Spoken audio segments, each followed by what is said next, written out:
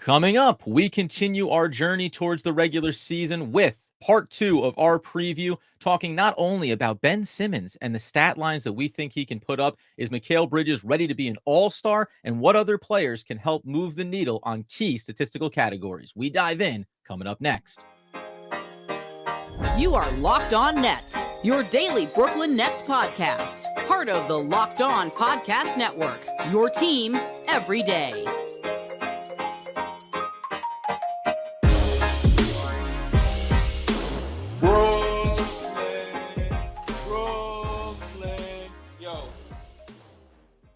Yes, my friends, it is the Locked On Nets podcast right here on the Locked On Podcast Network. It's your team, the Brooklyn Nets, every single day. Over there, you're going to find Doug Norrie. He's the owner-operator of DFSR. For all your daily fantasy sports rankings from DraftKings to FanDuel, he's got you covered. I'm Adam Armbrecht, breaking down the New York Football Giants on the One Giant podcast. We thank you for making us your first listen of the day. We are 100% free on all those great platforms. And Doug, what I think was sweeping the nation yesterday was our conversation around the prediction for the Brooklyn Nets, where they're going to finish, seeding and otherwise. But now we explain why it's possible by drilling down on player numbers. Yeah, man. We're going to take a look at where we think some of these guys are going to land over the course of the season, statistically. And, some of this is going to be influenced by how much playing time we think guys are going to get, what the new look Nets are going to really look like when everyone's, firing on all cylinders, which we think is going to come, sooner than later with this team. But yeah, this should be fun because with some of these guys, it kind of could tell how these, at least the first two guys we're going to talk about, and then we're going to break down a few other dudes as well. I mean, how these couple of these guys play really could be the story of the whole season for the Nets, and whether or not their stats kind of line up with expectations could be like, you might be able to do a direct one-to-one line of, if this guy like Simmons does this, then the Nets are this kind of team. If Bridges does this, then the Nets are this kind of team. Sometimes it's not that simplistic, but some of these guys are just really, really important for the outlook and the team as a whole. Yeah, you can go back and check out our predictions as far as record. We both have them at least being in the playoff to different degrees, playing, and me getting a little bit more excited with a high win total mark. But as you say, when this season gets underway and we get some sample sizes, I think you'll easily, especially with Ben Simmons' performance, you'll go, I'm going to take 2 wins off the year, or I'm going to give him an extra one potentially, because that's how important he and then Mikal Bridges are going to be. So the first one up here is Ben Simmons. The obvious question is, what type of line does he put together? It's on average, but we like to think consistently, game over game. It includes everything, not just from point production, assists, rebounds. Those are the key categories. I think there's a nice one when we talk about steals on the defensive end, but then also games played, right? Like it's everything about Ben Simmons that matters so much here. Let's just kick it off with the easy one. Does he play a healthy, and let's just say 72 plus games this year for the Brooklyn Nets? 72 games. Now I probably have to go on the under on that one. Yeah. I think that just if we're looking, where would you want to set the over under for that? Maybe like 66 or something around there. Yeah, 65, 66, and I think you have to feel probably pretty good about it. I mean, again, he's fully healthy, but he hasn't run a full season in multiple seasons now, so it's like nearly impossible to project him to just come out and play a full season, right? I don't think that would be prudent, as they say, to think about that. Now, that being said, I think we can project his stat line, what we think it's going to be, and I think there's going to be certain aspects of his stat line that are going to be really encouraging. But no, I think in terms of overall games played, you have to probably go mid 60s, and if you get more than that, I think you're feeling amazing about it. And look, just because look how many he hasn't played that many in the last couple seasons. Like I don't know, I don't think this is like again, not a negative take. He's played 33 total games in the last 2 years. So going double that doesn't feel too crazy.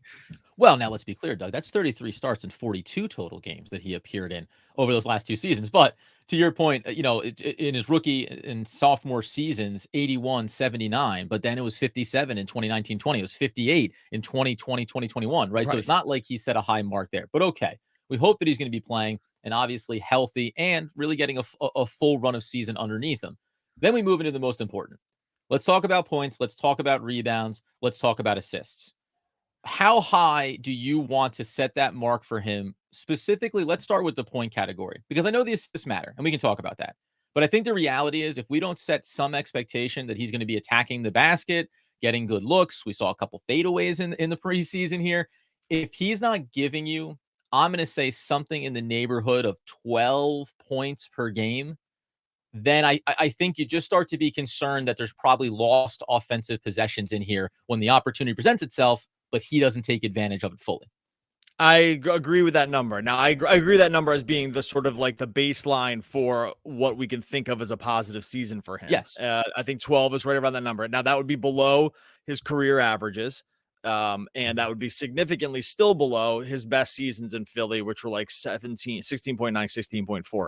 Yeah. So 12 would still represent the lower end of the spectrum for him in terms of what we've seen in the past. But I mean, this guy came off scoring 6.9 points per game last year in his 42 starts. I was reading this game started when you said it before, or when I said it before.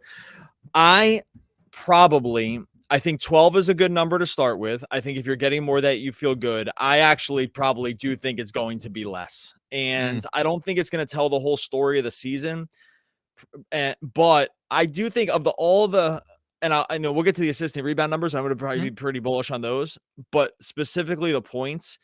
I am a little concerned with what we saw in the preseason here in terms of the usage. I was really hoping that this usage would ramp way back up into levels that he saw in Philly, and it just kind of didn't. 14 minutes, 6 shots against the Lakers, you love to see that. But then 22 minutes, 5 shots against the Israeli club team, 4 shots in 29 minutes against Philly, 8 shots in 29 minutes against Philly, 4 shots in 23 minutes against the Heat. Like, that just went completely the wrong direction as far as I was concerned in terms of his overall usage. If we use the preseason as the line, he can't get to 12. Like, he just doesn't shoot enough. Right. It's impossible. It's totally impossible. It's totally impossible. So we have to see these first couple games, him trying so hard to get to double digit shot attempts. Because remember, with these points too, he doesn't make his free throws. So it's not like he can add his scoring. This isn't Cam Thomas we're talking about, where he can miss a lot of shots. He still gets to the free throw line and makes them all. And he really kind of raises the floor in his scoring. Simmons isn't afforded that because he doesn't make enough free throws. So I have to take the under on the 12 points. And man, I hope I'm wrong, because I hope we just see him get out there and miss shots if he needs to, but look comfortable getting to the basket.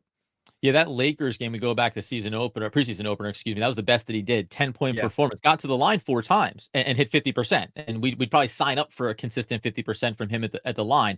But that's with 4 opportunities for free points. After that, 6, 8, and then a very lonely 2 points against the Miami Heat. So it just does illustrate, to your point, that I think that needs to be a part of what happens here. And we did not at least get a positive sample in the preseason. Again, maybe things ramp up as everyone gets comfortable. Cameron Johnson being out there in the mix too. There's still some factors there. That being the case, I think I knew that these categories for Ben Simmons was going to take us a little bit longer than just the first segment. We're going to get into the then assist category and also the rebounds. These are 2 critical ones. And I even have a sneaky little defensive stat that I think really matters for him. Let's dive in on that coming up next. Before we get to that, I'll tell you about our friends over at Prize Picks. Prize Picks Daily Fantasy made really, really easy. With Prize Picks, you're doing actually the most fun things you want to do when you're just sort of rooting for games. Maybe you want to get some money in on the action. You're picking players and you're just going more or less on the Prize Picks projections. And that's it. Like, you can take 2 or more players, you combine them together. You can win up to 25 times your money with these kind of entries. It's very simple to play. You can make your picks in really, really quick, like less than 60 seconds. NFL, NBA, it's all covered for you over on Prize Picks. It's just the number 1 daily fantasy sports app. Point stop. You're not wrestling with salaries. You're not trying to just like fit everything into a lineup.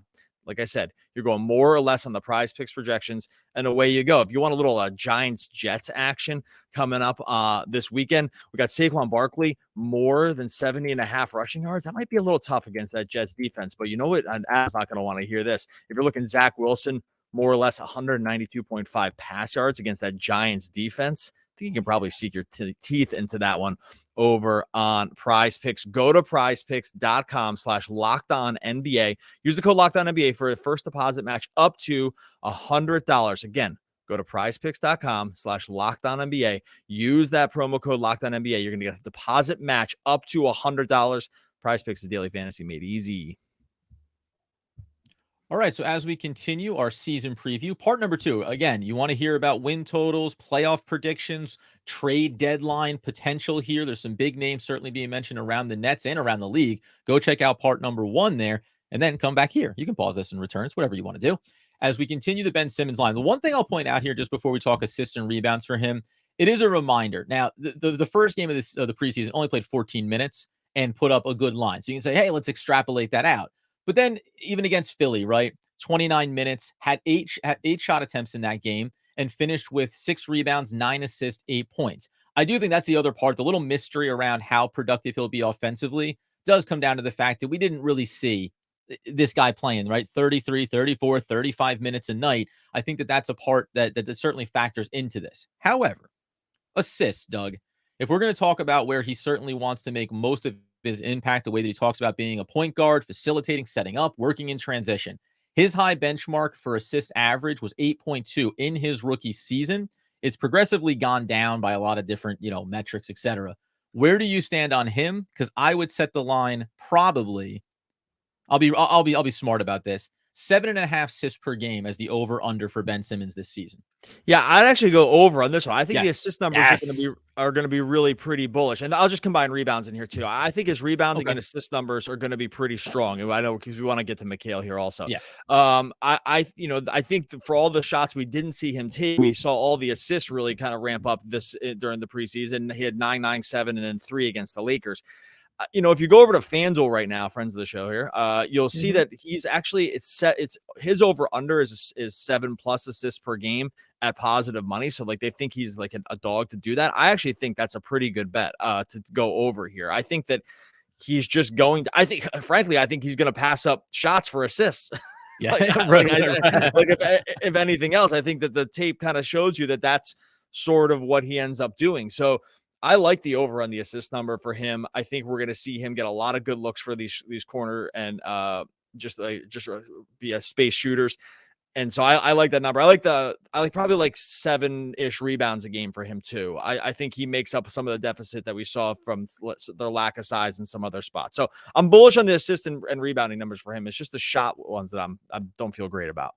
So you're somewhere probably in the category of say like a 10, 8, and 8 kind of line for him this season. Would that be about where you're at? Yeah, I went a little lower. I think I'd almost even go a little lower on the points. I really think he's going to be pretty lower than people think, and I hope I'm wrong about that. But 10, 8, 7 would feel probably pretty good. My projections over at DFSR actually have him a little lower on these numbers, but I think it's sometimes hard to tell with this stuff because it's like it's just like all new players around them and a new system. And so I think I'm willing to be a little more bullish on it, and I think he's got a long, so we'll say about this for him. I think this year he's got a long leash on sorting it out, right? Because I think the Nets just have to like put their best foot forward for him. So I think that is actually going to help him just in some of the rate stats too. Yeah, and I'll go ahead. My final line, we're not that far off, but everybody knows Doug had 40 wins for this Brooklyn Nets team. I had 43. The way you get to 43 wins is by having Ben Simmons play 68 games and give you a 12, 9, and 8 line. That's the kind of bullish numbers you need here, and hopefully a couple bubble up performances as well. The other big player, Doug, I don't know if you know about this, is a guy that's being talked about. Maybe most improved, maybe first All-Star appearance, Mikal Bridges. He to me is fascinating. We talked about how Jacque Vaughn, he's not running plays for Mikal in the preseason. Why bother? But if we talk about this team making a move this year, it's going to come down to what we've all discussed as being somewhat automatic. Mikal Bridges is going to take the next step forward this season for the Brooklyn Nets. He's going to build off of what we got last year in those 27 games coming over from the Phoenix Suns. He still played the same rough minutes, 34 when he came over to Brooklyn. He was always averaging that, even going back to Phoenix. The field goal percentage stayed the same. He bumped up to 26 points per game last year. That coming on obviously increased volume, took 5 more shots per game than he was in Phoenix. Where do you stand on his, let's just do the exact same line. I mean, there's other categories that matter more for him, but the points I think is the most critical, and arguably field goal percentage, 3-point percentage, right? Yeah, so when it comes to Bridges, I think that we are going to still see very high usage from him. He was not efficient in the preseason, but the shots were still there. Like he got up 20 shots in one game, 14 in the final tune-up. I think that we're going to see good usage for him. I will probably pause and say I don't think he's going to be like a 26 per game scorer like he was with the Nets last year. Yeah. I think that's probably a little high. I don't think that's a bad thing though, right? Like I think the Nets might sacrifice a little bit, or that's not even a sacrifice. I think that the Nets he might see slightly lower usage. I probably think the efficiency could probably stand to drop off a little bit too. But I just think the team is probably a little more set to have multiple scorers on the team now, especially with Simmons controlling sort of like point of attack stuff. That I do think we see the points for him dip down, but it's one of these like the whole will be greater because I think we'll just get some more evened out scoring from some other guys. Cameron Johnson. Yep. I think we see some, efficient scoring from Dinwiddie at times, right? Like, I just think that there's going to be, honestly, just even more Cam Thomas minutes would mean that Bridges is going to score less. That's just a 1-for-1 thing. Like he commands a lot of usage. So if he's going to be on the court more, even the times they overlap, it's going to be less scoring for Bridges. So I think we see that number, the 26 points per game, drop down. Maybe we see the efficiency dip a little bit, not too much. I think he probably stays same efficiency wise, but maybe like we just shouldn't expect 19 shots in 34 plus minutes. Like, does that make sense? And I just think because the team's just going to maybe take a more well-rounded approach. And I think he's going to have an excellent year. Yeah, I agree with you on the 19 shot attempts, the things that I think that can stay the same for him, even as, and Cam Thomas, fun note about him that we can try to get in here as well, along with, by the way, Jock Vaughn mentioning that he would like Cameron Johnson to take 10 3-pointers a game. So things going in that direction, having Ben Simmons on this court, having maybe the up-and-coming Cam Thomas to provide some scoring production as well. The numbers that I'd like to see stay the same are the volume from beyond the arc, right? He took almost 7 attempts from deep last season and still maintained 38%. Like, he's been pretty consistent at that number throughout his career. So if he can maintain 38% or above from deep on that type of volume, I'm okay if you see a few less shots per game. He also actually was more productive, 47, 48%, a little bit of a better shooting number coming over from Phoenix. He's never been a guy, man. Go back to his rookie year, 43% from the field. After that, 51, 54, 54, 46, 48. So I'd like to think that he can maintain the efficiency, especially, I agree with you, if you reduce the number of shots he's taking, but they're more efficient shot selections. Yeah. That I think bodes well for him in that category. The preseason is a little bit concerning because there were some forcibles, I think, for him. But again, I'm not going to overread into that. And the other big one for me would be the free throws. He got to the line 6.5, 7 times a game when he came over to Brooklyn, and he still maintained the over 89% from the line. Those are guys, that category, with Ben Simmons out there, with other even non-big players on this roster that don't shoot terribly efficient at the line. He needs to be a guy that still gets into that area, attacks, draws some fouls along with Cam Thomas, and finds a way to be productive that way. So I agree with you. I think the line stays pretty similar in terms of efficiency. So maybe I don't see the dip there. But if you told me that he's getting 22 points per game, still shooting over 38% from deep, and still getting to the line 6 times, then I think that works. That really works for me. And maybe we even talk about the assist numbers for him that could look a little bit better. That dipped when he came over, obviously, because he was in the dominant role here. Now with a big facilitator like Ben Simmons, maybe we see him closer to 4 assists per game rather than 3 or only 2.5 like he had in Brooklyn. And if you look over at FanDuel for this one too, like at average 24 plus, over 24 points a game, Bridges is minus 290. Okay, so you're like pretty healthy favorite to get more than 24. If you go up to 26 though, he's plus 115. So that puts that like relative number probably somewhere in like the 25.2 range or something like that, which is representative of the dip that I think that you should see just based on volume. And so I think that that's probably a fair number, and we're still talking about him as like most improved player by the end of the season, because I think he's just gonna have a whole season of getting up a lot of shots in offense that we know he's for all the leaps he's made. He's never had a full season of doing this, right? Like we got a 27 game sample size of him becoming a totally new player when he came over to the Nets. Now we're gonna look at it for 82. You think he plays all 82, by the way, before we move on to the rest games? of these guys? Yeah, of course he does. The guy does not play basketball. Full 82, and maybe plays 84 because why not? You know what he does? He plays 83 because the Brooklyn Nets get to the finals of the in-season tournament. I'm just kidding you guys. Like coming up here in a second, we're going to highlight, we have a ton of over-unders for this team overall that I think will be a lot of fun to get into, but plus a note around Cam Thomas that should inspire a more balanced offense, which creates better looks and opportunities for Mikal Bridges. We'll get into that in just 1 second. All right, as we continue the conversation with our regular season preview, breaking down every nook and cranny of this Nets roster, we remind you, get over to joinsubtext.com/LockedOnNets. Be a part of the Locked On Nets insider group, game day notes, matchups. You could have heard about this conversation we were going to have right now a little bit ahead of time. Give your thoughts on players you think that are going to be critical. Maybe you're like Emmanuel, who popped up over on YouTube and said, I think this team could win 54 games. Hey, you want to cook with gasoline, buddy? I love you. Go over to joinsubtext.com/LockedOnNets, free 14-day trial. Okay, the quick note here before we blast into, and we can even hit some over-unders with him as well. Really good friend of the show, I'll call him as well, Lucas Kaplan. Cam Thomas in 22-23. How about this? 14 games playing under 25 minutes. Over 25 minutes. Want to be clear. 31 points per 36 minutes of play. 43 games with under 25 minutes. 15 points per 36 minutes of play. I think this ties into wanting Mikal to be maybe scoring a little bit less, but still holding that efficiency line. You need someone else to step up. And like most scorers, most volume scorers as well, you need the opportunity in order to be productive. We hope that Cam Thomas gets closer to that. Do you think that he will play Cam Thomas close to 20? Like, what is his number for you? Where are you setting the over-under for his minutes this season? That one's tough. I mean, right now, 25 seems insanely high.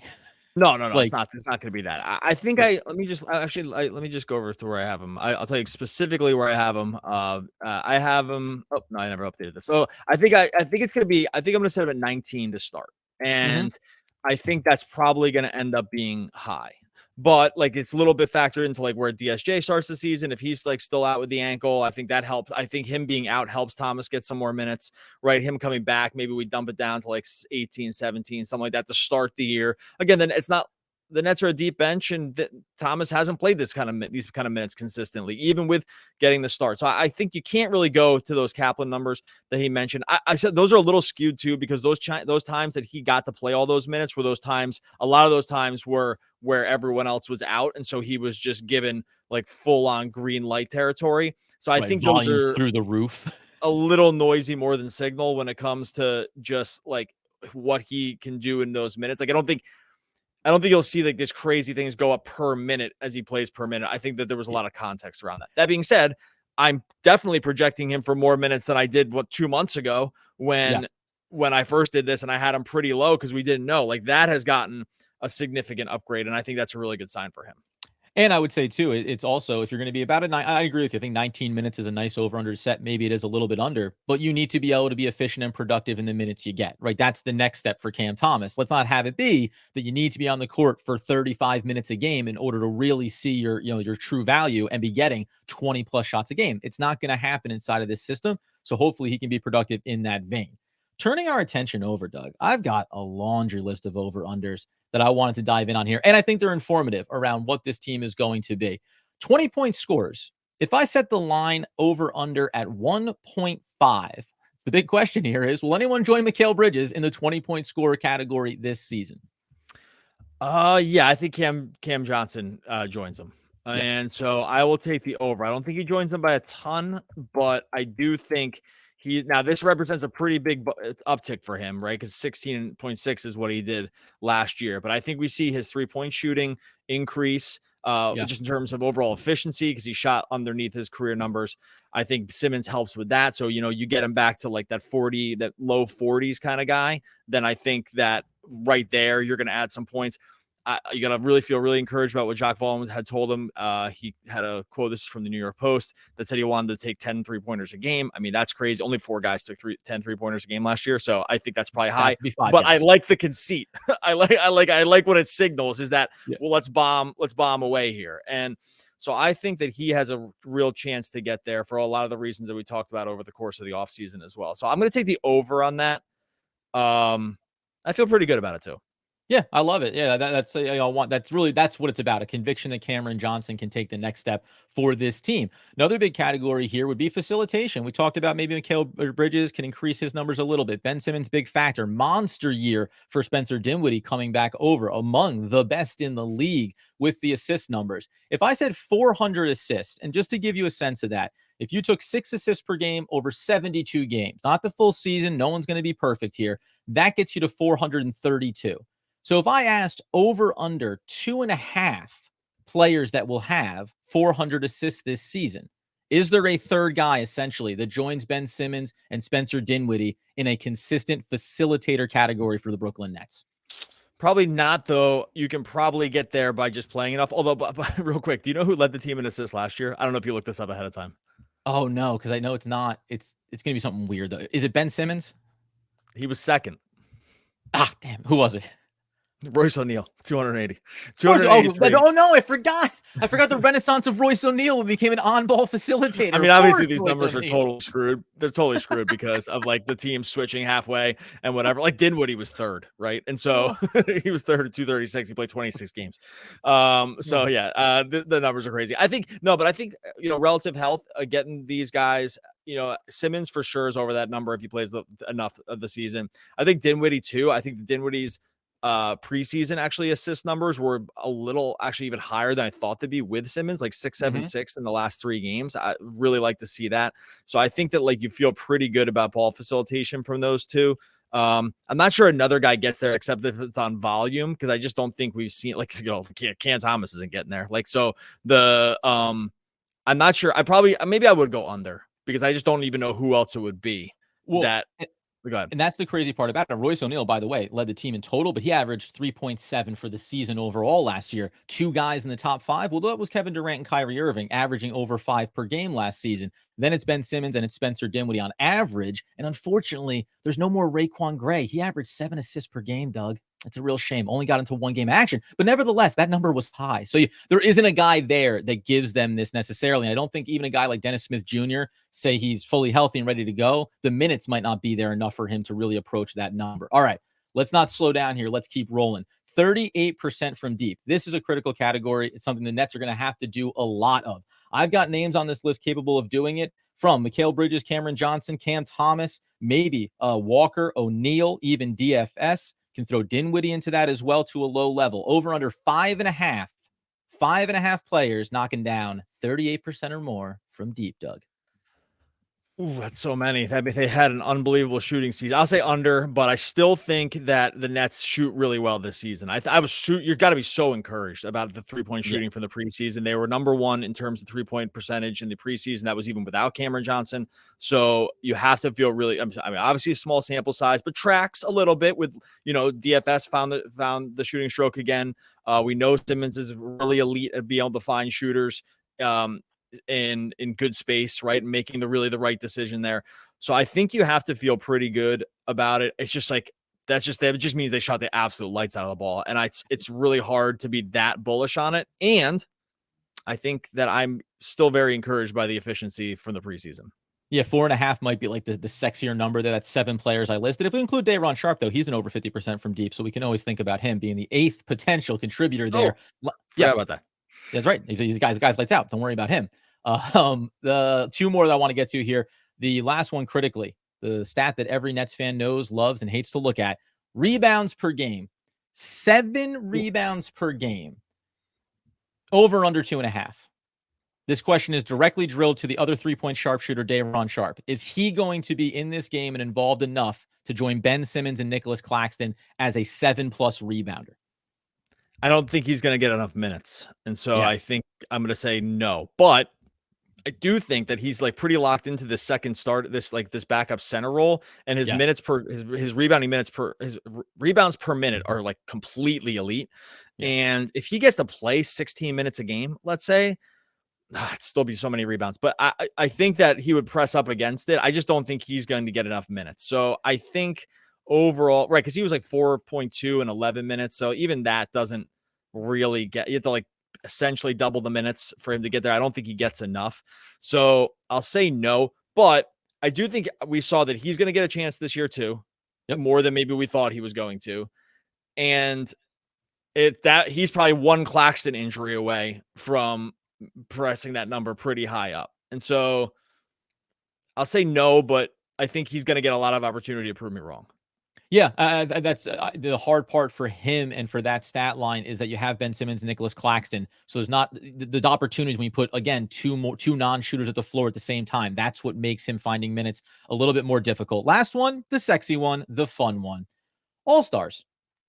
Over under 1.5 All-Stars for the Brooklyn Nets this season. Under.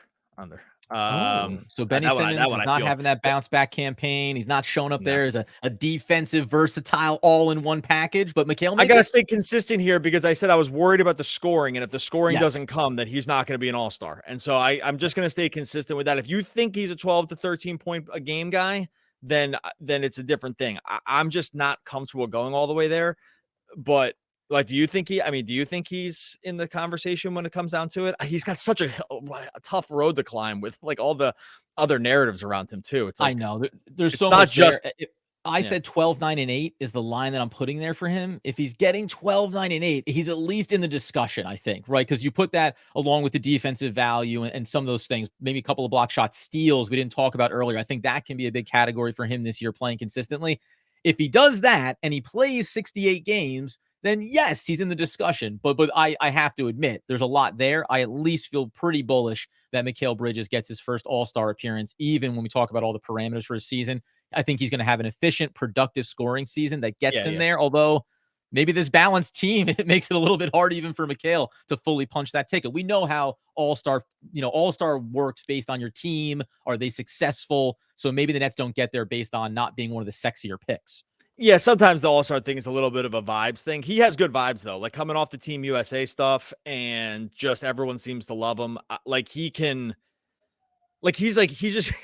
crazy you have to think about this stuff, but he's just in better position than Simmons is, who just doesn't have some of that great narrative stuff around them, even with the really positive stuff that's come out. So I don't know. All-Star's a funny thing, but overall, no, I feel good. I think that, again, just to reiterate, this is just going to be a fun season. I think I can't wait. Feeling pretty positive around a lot of these different over-unders.